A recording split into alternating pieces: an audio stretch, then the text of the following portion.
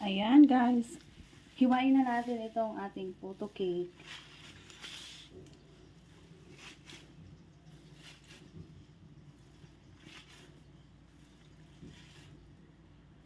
Ang size pala ng bilao natin dito ay size 18. So 4-in-1 to. Puto cake, puto cheese, kutsinta. Ayan. So 1,200 ang presyo ko nito. Liitan na lang natin ang puto cake para bite size lang. At hindi mauumay ang kakain. Ayan. Kasing laki lang to ng puto cheese. Ayan. So, size 10 ang ating puto cake. Yung overload puto cake natin. Kutsinta, 30 pieces.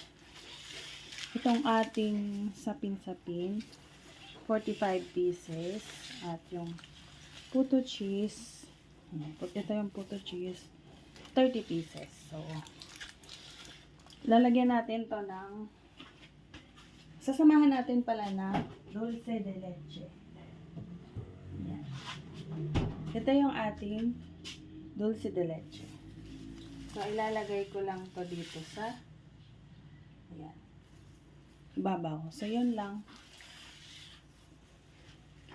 Ibabalot ko na to.